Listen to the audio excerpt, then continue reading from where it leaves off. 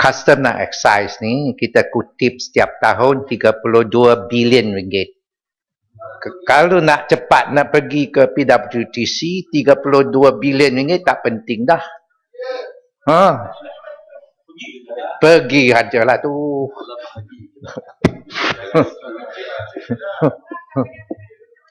Ya.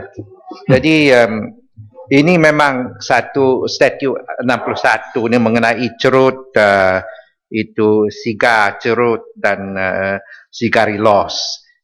Memang bila kita dengar yang berhormat mengatakan ini memang satu langkah yang begitu baik dengan tambahkan naikkan harga sigar cerut dan sebagainya, dan kemudian bilangan penagih akan kurang. Tapi saya tak nampak di dalam dewan ini pun penghisap tak kurang, ada tambah. Memang ada tambah. Termasuk itu yang itu bising sangatnya itu Kinabatangan. Hisap tu tak kurang. Tak boleh. Kinabatangan ya. Dia tak kurang. Dan kemudian dia pergi ke itu di luar tu hisap. Ada juga yang itu buang ke sebagai sampah. Puntung. Benar kucing pun hisap juga. Betul juga. Orang kucing, yes. Betul juga. Ya. Nah, bukan kena pada batangan dan orang yang lain juga.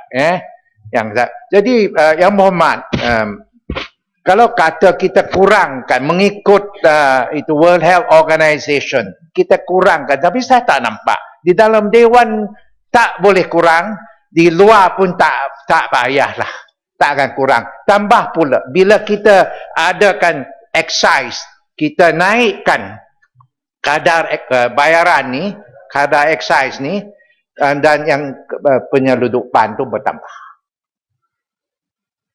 Penyeludupan bertambah. Saya tak tahu yang berhormat Kinabatangan isap rokok ataupun sigar tu datang daripada mana. Makanya di Sabah tu tak payahlah dia itu nak, ya betul lah. Semua boleh masuk dengan cepat di Sabah. Dan itulah bila kita adakan tindakan seumpama, langkah seumpama ini, itu penyeludupan meningkat, penyeludupan daripada negara-negara jiran kita. Dan itulah masalah yang berhormat.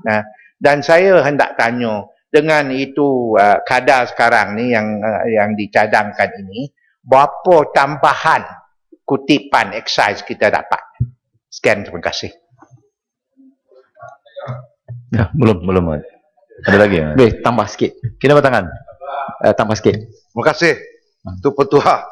Saya juga ingin turut bertanya kepada kementerian. Ikuran daripada menaikkan duty excise kepada semua bentuk rokok, sigar dan sebagainya. Berapa kutipan yang dijangka dapat diperoleh, dan sedarkah yang berhormat bahawa ikuran daripada kenaikan ini maka rokok-rokok seludup makin berlambak di pasaran, sebab rokok seludup ini murah dibandingkan dengan rokok yang dikenakan duty, dan ini boleh merugikan pendapatan negara. Kalau saya tidak melihat bahawa menaikkan kadar duty rokok ini boleh membendung penyeludupan, sebab ianya akan meningkatkan lagi penyeludupan, dan mengikut rekod yang kita terima juga, tidak merokok pun kena sakit jantung juga, kena kanser juga. Bermakna mungkin cuma andaian beberapa pakar mengatakan bahawa kematian banyak disebabkan rokok dan sebagainya. Tetapi sebetulnya kematian di jalan raya lagi banyaklah daripada kematian mati di dalam merokok ni. Sebab jadi perlu ada pengkajian yang betul-betul tepat. Alasan yang kukuh kalau nak menaikkan sesuatu jangan sebab kesihatan. Sebab kalau nak menaikkan sesuatu, kalau nak melihat kesihatan bermakna tidak perlulah dibenarkan apa ini rokok masuk ke, sigar masuk ke, ataupun rokok-rokok haram itu berlambak di tepi-tepi jalan, di gerai-gerai. Pokoknya semua gerai-gerai ada rokok haram. Ini bermakna kalaupun kerajaan menaikkan duty apa ini sigar dan sebagainya, ini pada saya kena penguatkuasaan, kena dipertingkatkan. Sebab kalau tidak, akhirnya matlamat kita itu tidak sampai kepada sasaran dia. Dan ini pada saya merupakan dua kerugian yang sama. Sebab pengedar lebih suka kalau rokok duty ini dinaikkan. Sebab mereka boleh mempertingkatkan juga jualan mereka dengan harga. Kalau kerajaan tambah 5 sen, dia tambah 2 sen. Masih murah juga jika dibandingkan kalau satu kotak di luar RM10, dia jual RM7,5. Bermakna dia pun lagi untung sebab dia tidak bayar cukai. Jadi penguatkuasaan dari pihak custom juga harus dilihat sebagai satu faktor untuk membantu mengurangkan lambakan-lambakan rokok seredup ini khususnya di negara kita. Terima kasih Tuan-Tuan. Yang nomor 4. Terima kasih Datuk Yang Dipertua. Saya fikir baiklah kita berterus terang Yang Berhormat Menteri bahawa tujuan sebenar menaikkan excise duty terhadap sigar, cerut dan sigar los ini ialah untuk menambah pendapatan untuk negara. Tak perlulah sebutkan ini adalah kerana untuk kesihatan rakyat dan sebagainya. Sebab itu terbukti bukan suatu alasan yang ikhlas daripada kerajaan. Tinggal lagi kepura-puraan kita itu lebih terjelma, Datuk Yang Dipertua, apabila kedai sigar, sigarelos dan cerut ini di KLIA daripada yang kecil bertambah besar. Orang asing tu, Mat. Ya. Dia orang asing datang. Orang luar. Itu bermakna kita tidak mengutamakan kesihatan manusia. Seolah kita menganggap biarlah asalkan dapat berniaga sigar dengan jaya, biarlah rakyat di seluruh dunia ni kena kanser, sakit dan sebagainya. Jadi itu saya rasa adalah suatu pendirian yang kerajaan bukanlah kita tidak setuju. Terima kasih Datuk Yang Dipertua. Terima kasih Yang Berhormat Menteri Tumpat. Saya setuju dengan pendapat Tumpat tadi itu bahawa kepura-puraan kerajaan menggunakan alasan kesihatan dan sebagainya. Tapi walaupun disebut tadi bahawa penagih-penagih sigar ini, dia bukan saja memberikan kesan tidak baik kesihatan tu pada mereka yang menghisap, tapi juga kepada orang ramai secara keseluruhannya. Jadi saya lihat bahawa maknanya kerajaan betul-betul tidak melihat kepada soal kepentingan kesihatan yang sebenar secara keseluruhannya. Betul Yang Berhormat Pokok Senar. Sebab kita semua tahu masalah. Sekali. Terima kasih Yang Berhormat Tumpat. Kita naikkan cukai-cukai. Tapi masalah seperti kata Kinabatangan tadi, penguatkuasaan tidak ada. Macam di pantai timur Sabah, makin harga rokok naik, makin banyak penyeludupan orang. Misalan, Marlboro di pasaran yang bayar cukai RM12,5. Tapi dari Filipina RM5 saja.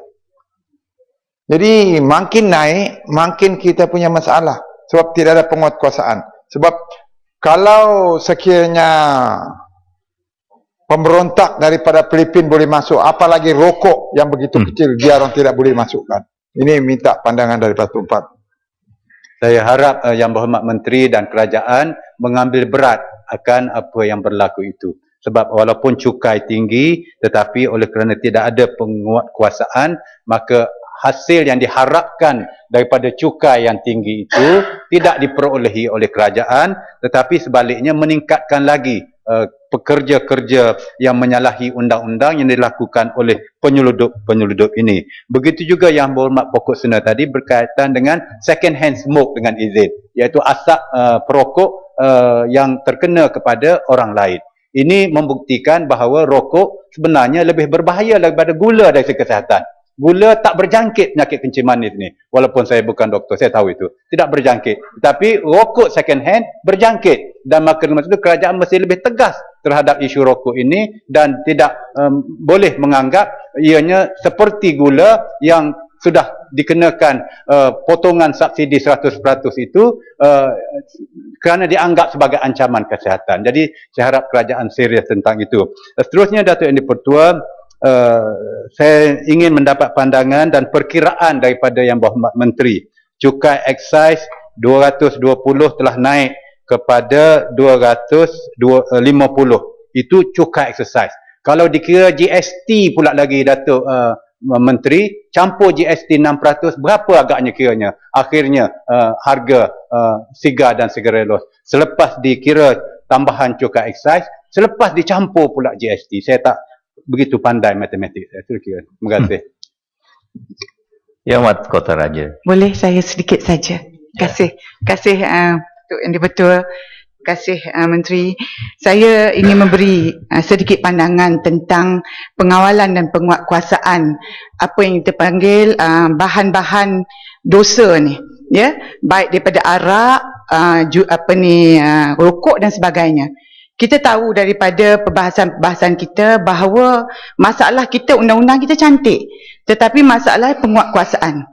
Penguatkuasaan menjadi sukar, ya, apabila penjualan itu begitu meluas. Makna dia rokok boleh jual di mana-mana kedai.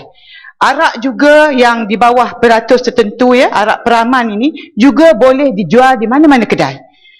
Jadi bila nak menguatkuasa, kita hanya mengharapkan pihak-pihak PBT, ya, pihak berkuasa tempatan yang tak mungkin. Dengan tenaga yang ada pada mereka tidak mungkin. Saya mengajak kerajaan untuk berfikir di luar kotak sedikit.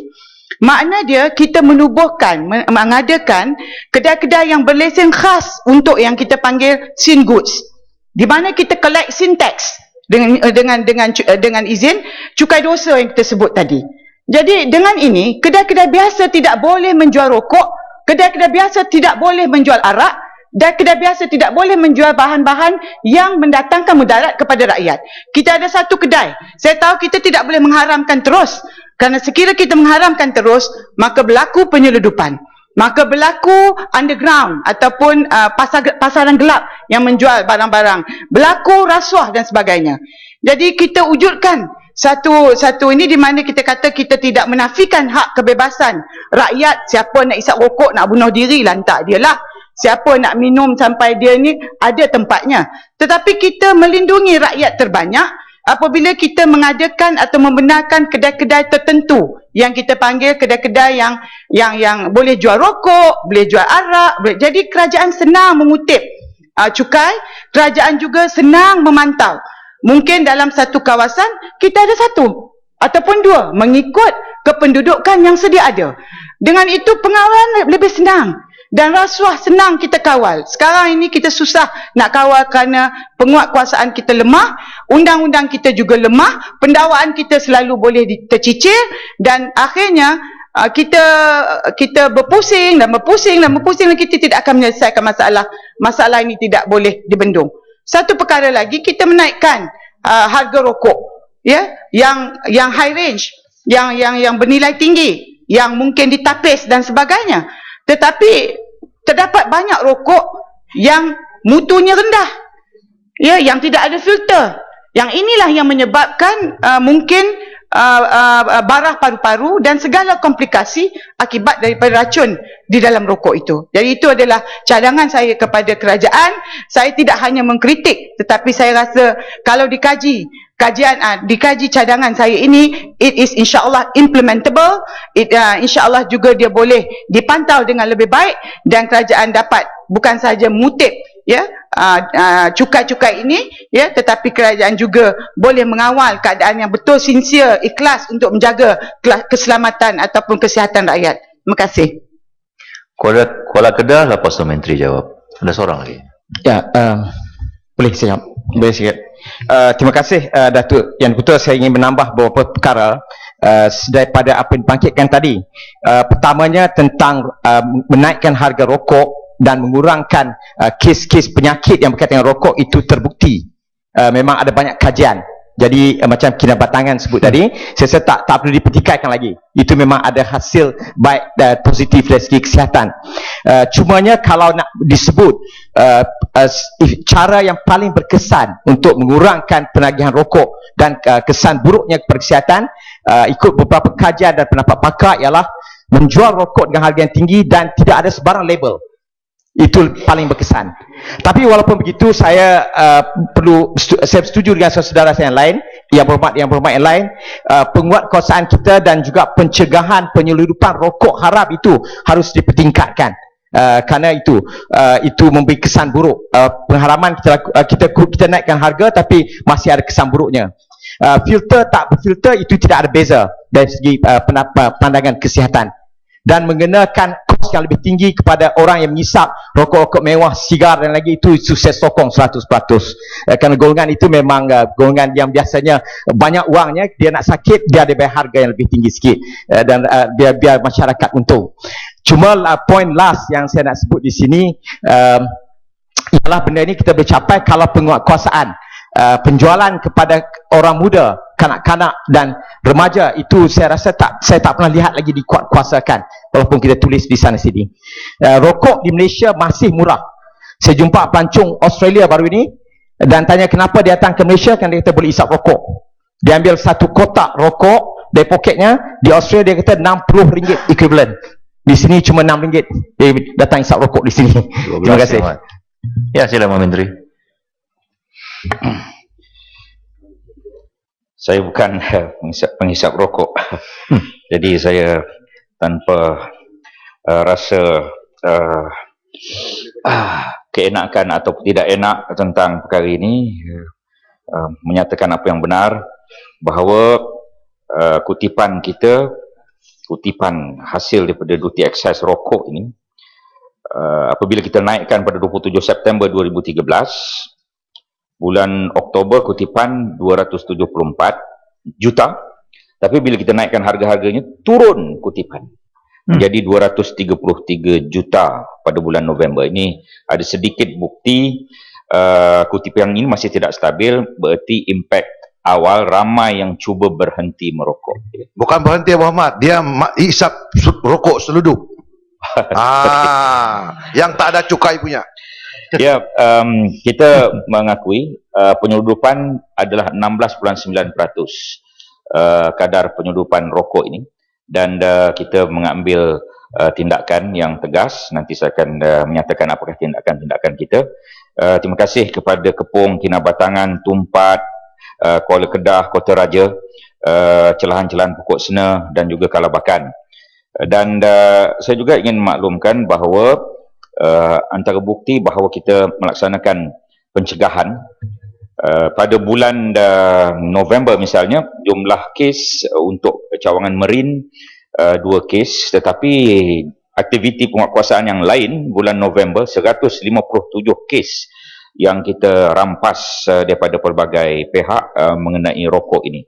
Jadi kita berusaha sungguh-sungguh untuk memastikan bahawa aktiviti penyeludupan ini akan kita benteras. Kali terakhir duty rokok ini dinaikkan 1 Oktober. Penjelasan sikit. Sila.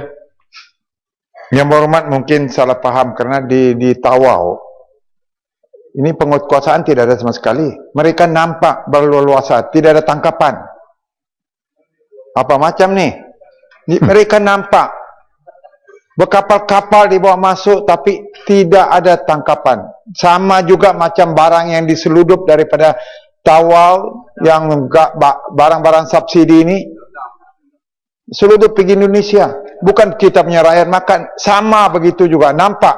Kita sudah bawa, menteri dia pun sudah nampak, tapi belum ada tindakan apa-apa. Terima kasih Kalabakan. Antara perkara yang diambil oleh Custom Diraja di bawah Kementerian Keuangan memerangi penyeludupan. Pertama, mengadakan operasi pemutihan melalui rondaan darat dan laut pantai secara 24 jam. Selepas ini saya akan mengarahkan supaya pergi ke Tawau. Kedua, melaksanakan konsep firewall dengan mengadakan kawasan-kawasan checkpoint di pesisiran laut diawasi 24 jam. Seterusnya, menubuhkan pasukan gerak cepat di setiap negeri yang bertujuan untuk memberi tindak balas segera ke atas aktiviti penyeludupan. Kemudian kita tingkatkan kerjasama, custom akan tingkatkan kerjasama dengan polis, immigration dan SPRM dan polis marin, TLDM, Jabatan Laut dan Maritim. Seterusnya mempergiat operasi pencegahan seperti rondaan, sekatan jalan raya, pemeriksaan ke atas premis-premis yang disyaki, menempatkan pegawai anggota nelayan negeri, meningkatkan capacity building, pergi kerjasama kempen kesedaran anti penyeludupan. Itu juga menjawab kepada ahli-ahli Muhammad yang lain yang menimbulkan tentang perkara yang sama. Kementerian Kesihatan mengunjurkan, ni saya nak kongsikan, kos rawatan bagi 3 penyakit utama akibat merokok. Apakah 3 penyakit utamanya?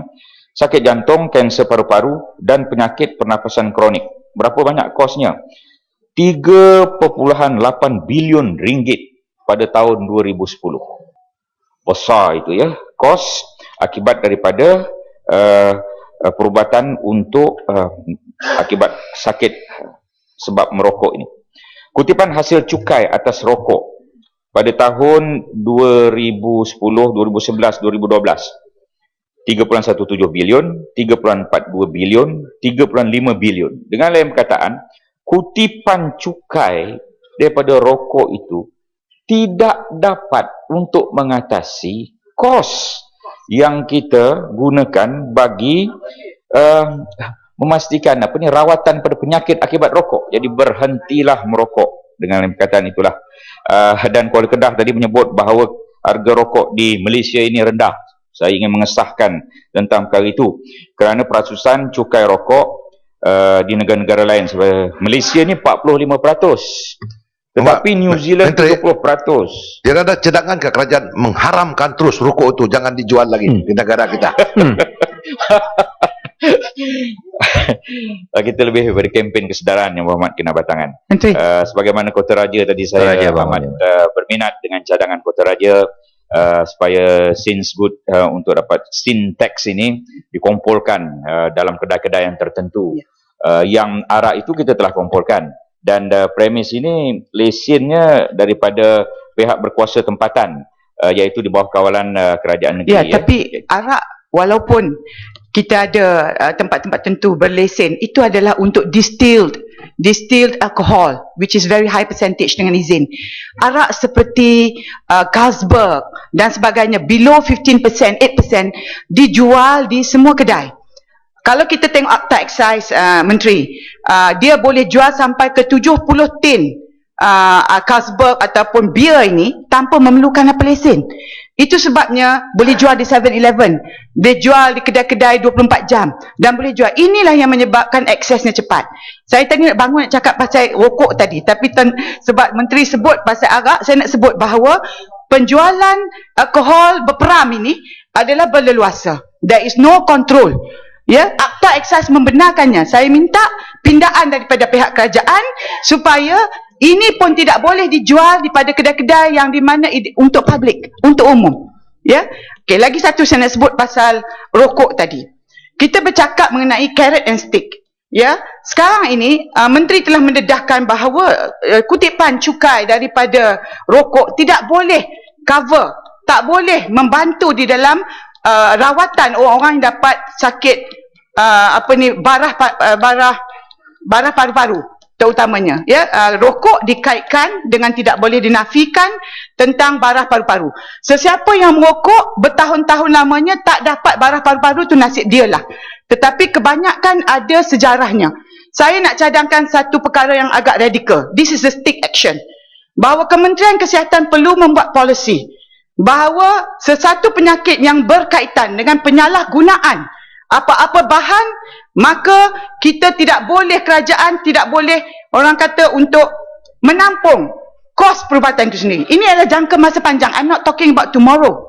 Yeah, I'm talking about we make the policy now. Kita buat policy ini sekarang Berkuat kuasa 10 tahun daripada sekarang. Sekiranya ada sejarah kita merokok, you are active smoker, maka sekiranya kita dapat barah paru-paru, maka you may be denied the free medication yang ditanggung oleh rakyat. Ini agak radikal, tetapi we have to do it. We have to do it slowly. Ya, saya harap kerajaan brainstorm dan come up with something that's more positive, insyaAllah. Terima kasih Saya cadangan yang setuju baik. Yang Berhormat. Sebab di Selangor banyak betul lambakan bia-bia ni. Di semua kedai ada. Ya. Jadi harap-harap boleh ditutup dulu di Selangor ni. Betul. Sebab minuman keras ini dikeluarkan oleh pihak berkuasa ketempatan, iaitu di bawah kawalan kerajaan negeri. Dan ini menjadi satu isu besar di Selangor dan juga sesengah negeri yang lain. Kota Raja, terima kasih atas pandangan yang baik dan kita amat menghargai pandangan Kota Raja itu. Saya tadi belum habis tadi sebut bahawa cukai kita ni, cukai rokok kita ni cuma 45%. Cuba kita lihat negara lain yang menjaga kesihatan rakyatnya. New Zealand 70%. Thailand 70%, Singapura 69%, Australia 68%, Korea 63%, Jepun 63%, Indonesia pun lebih tinggi pada kita 52.4%, Filipina lebih tinggi 50%, Malaysia sama dengan Vietnam 45%. Jadi apa yang kita laksanakan ini adalah satu usaha yang sebenarnya tepat, ya, lagi tinggi lagi bagus sebenarnya. Malaysia telah pun menjadi ahli WHO, World Health Organization Framework Convention on Tobacco Control dengan izin. Ini adalah langkah untuk mengenakan cukai bersesuaian dengan peruntukan artikel 6 WHO ini, dan kajian Global Adult Tobacco Survey GATS dengan izin 2011 mendapati 70% rakyat Malaysia bersetuju kenaikan cukai untuk hasil tembakau. Terima kasih. Terima kasih. Ahli yang berhormat, sekarang saya akan membawakan masalah kepada majlis bagi diputuskan. Masalah ialah bahawa usul yang berhormat Menteri Kewangan seperti yang tertera dalam aturan urusan mesyuarat hari ini di bawah perkara 2 yang telah dibentangkan sebagai Kertas Statut bilangan ST 61 tahun 2013 disahkan. Hendaklah disetujukan. Ahli-ahli yang berhormat, yang bersetuju kata bersetuju, yang tidak bersetuju kata tidak. Lebih suara yang bersetuju.